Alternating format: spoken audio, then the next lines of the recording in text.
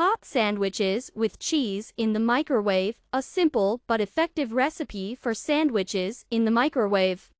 It would seem that we all know how to cook sandwiches in the microwave. There is nothing complicated about it.